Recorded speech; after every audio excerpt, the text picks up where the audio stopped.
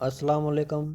آج ہم be a second year کے نصاب میں شامل کتاب انتخاب نثر میں سبق اردو لٹریچر کے عناصر خمسہ میں آگے مطالعہ کریں گے۔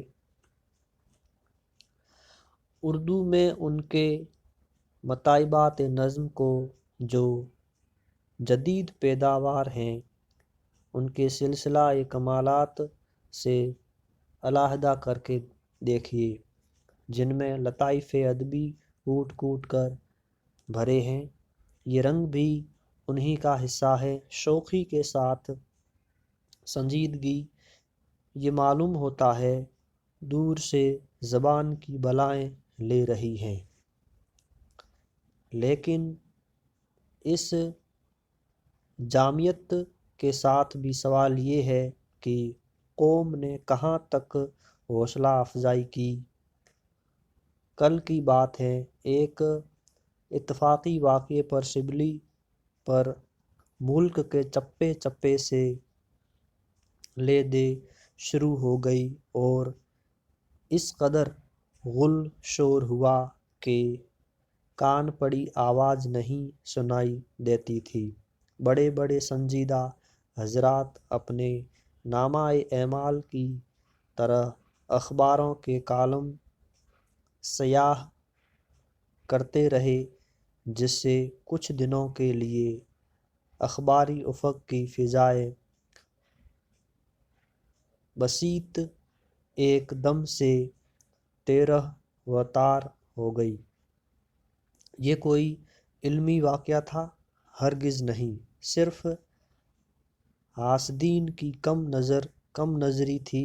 دلوں کی جمی ہوئی سیاہی لغزش قلم سے ٹپکی اور بری طرح ٹپکی۔ لیکن شرافت علم دیکھیے، شرر کو جو شبلی پر کبھی کبھی سخن گسترانہ چوٹیں کرتے تھے، اس ناگوار واقعے کے بعد جس کا انجام ندوہ سے مولانا کی دستکشی پر ہوا، اپنی آواز بلند کرنی پڑی۔ وہ صاف صاف کہہ گزرے کہ ندوہ میں جو کچھ دم تھا شبلی کی وجہ سے تھا۔ اب وہ ایک جسد بے روح ہے۔ اسی ضمن میں مولانا کے کمالات کا شناشا نا اعتراف اور قوم کی ناشناسی کا رونا تھا۔ نقاد میں تاریخ کا معلم اول کے عنوان سے ایک مضمون شائع ہوا تھا۔ ایک قاصر النظر نے اہتمام کے ساتھ مشرق میں اس کی تردید کی جسارت کی، لیکن عامیانہ و حاسدانہ، جس میں علامہ شبلی کو ان اوصاف سے معرّہ کر کے دکھایا تھا جو مضمون نگار نے حسن عقیدت سے نہیں بلکہ خود فلسفے کے ایمائے سے غیر فانی شبلی کی طرف منسوب کیے تھے۔ بہرحال میں کہنا یہ چاہتا تھا کہ شبلی پر اگر کوئی قلم اٹھانا چاہے تو جی لگنے کے سامانوں کی کمی نہیں۔ میرے خیال میں عبدالماجد اگر فلسفہ تاریخ سے اتنی ہی دلچسپی کا اظہار کرتے ہیں جس اہتمام سے الکلام پر منحرفانہ نظر ڈالی گئی تھی، تو کفارۂ معصیت کے ساتھ تنقید کا بھی حق ادا ہو جاتا۔ سب سے آخر مگر دراصل سر فہرست آزاد پر میں خود لکھنا چاہتا ہوں۔ آزاد اس پایا کے ادیب ہیں کہ ان کے دائرے کے اور خلاقین سخن کو ان کے آگے سر جھکانا پڑے گا۔ آزاد کی جن حیثیتوں پر خصوصیت کے ساتھ نگاہ پڑ سکتی ہے وہ تحقیقات السنہ کے مذاق کے ساتھ پاکیزگی زبان اور آزاد کا خاص انداز بیان ہے جس سے ان کی نثر عموماً زرنگار معلوم ہوتی ہے۔ ایک مغربی شاعر کے خیال میں جس نے شوخی سے عالم میں فطرت پر کمال صنعت کو ترجیح دی ہے، خوش آب موتیوں کا نشاط انگیز انتشار کے ساتھ فرش ریشمی پر بکھر جانا روانی آب سے زیادہ دلکش ہے، مگر اس سے زیادہ تر دلکش ہے کسی نازک خیال مصنف کی مرصع پیداوار دماغی جو حسن شعوری اور معنوی کے ساتھ آمد اور بے ساختہ پن کی تصویر ہو۔ اس کے سلیس و نفیس لٹریچر کا یہ وصف اضافی کہ روکھے پھیکے مسائل کو بھی اس لطافت سے جذب کر سکے کہ کہیں سے بار طبیعت نہ ہو اور فسانے کا لطف آئے۔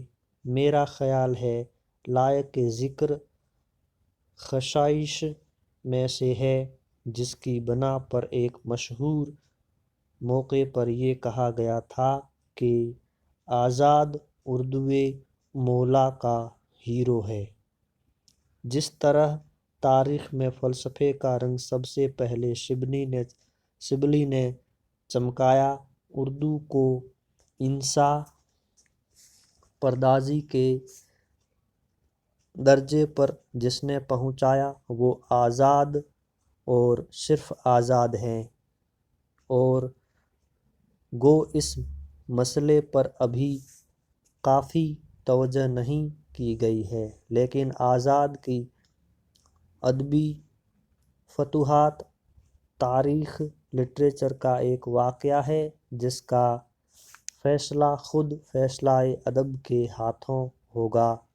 جن حضرات کی نگاہیں دلی لکھنؤ کے اختلافات تک محدود ہیں یا جن کی قاصر النظری میرے اس خیال کی تائید کی مانے ہو وہ مجھے معاف فرمائیں گے اگر میں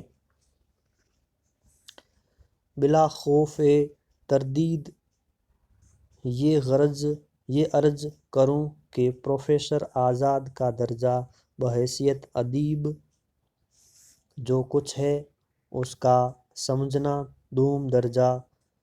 دوم درجے کی خلقت کے لیے جو فلسفہ لٹریچر سے قطعاً بیگانہ ہے آسان نہیں ہے۔ اس لیے کسی اختلافی بحث کا چھیڑنا گول خانے میں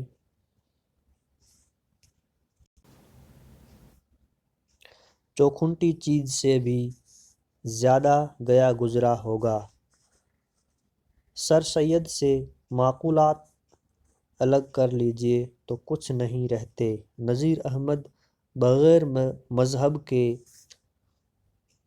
لقمہ نہیں توڑ سکتے۔ شبلی سے تاریخ لے لیجیے تو قریب قریب کورے رہ جائیں گے۔ حالی بھی جہاں تک نثر کا تعلق ہے سوانح نگاری کے ساتھ چل سکتے ہیں، لیکن آقائے اردو یعنی پروفیسر آزاد صرف انسا پرداز ہیں جن کو کسی اور سہارے کی ضرورت نہیں۔ اسی لیے واقعات بھی انہوں نے جس قدر لکھے ہیں کشش کی حیثیت رکھتے ہیں، جنہیں افسانہ یاران کہن کہیے۔ اس بحث کو اصل تنقید مضمون میں پھیلاؤں گا، یہاں افتتاحی حیثیت سے بھی قوت کا صرف کرنا منظور نہیں۔ اسی سلسلے میں آپ دیکھیں گے کہ جدید شاعری، جس کے آدم حالی سمجھے جاتے ہیں، غالباً اس کی داغ بیل سب سے پہلے آزاد نے ڈالی تھی۔ مجھ کو آزاد کے لٹریچر سے غیر معمولی دلچسپی ہے، اس لیے ذرا تفصیل کے ساتھ ان کے دلکش تصنیفات کے ان اجزاء کو ابھار کر دکھاؤں گا جن کا ایک ایک حرف لٹریچر کی جان ہے۔ بہرحال ارکان خمسہ کی تجویز آپ کے سامنے ہے۔ اکبری نورتن کے مقابلے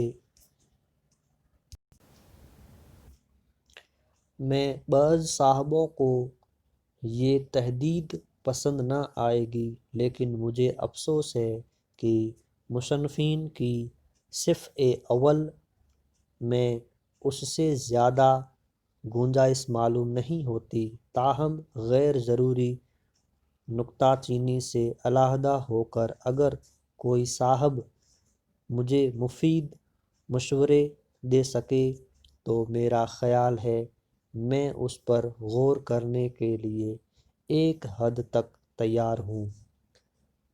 اس تجویز کو قوت سے فعل میں لانے کے لیے ضرورت ہے کہ کم سے کم 100 صفحے ہر مصنف کی نظر کیے جائیں۔ اس طرح 500 صفحوں کی ایک کتاب تیار ہو جائے گی، جس کا ایک طبعہ خاصا بہتر سے بہتر کاغذ اور چھپائی کے ساتھ شائع ہوگا، جس میں مصنفین کے ساتھ متقدمین کی ہاف ٹون عکاسی تصویریں شامل کی جائیں گی۔ اس کی تکمیل مالی امداد سے قطعاً بے نیاز ہے۔ ضرورت ہے تو ترتیب مضامین کی، جس کی طرف ایک مرتبہ اور میں ان اصحاب کو متوجہ کرنا چاہتا ہوں جن کو فرداً فرداً میں نے نام زد کرنے کی عزت حاصل کی۔ شکریہ۔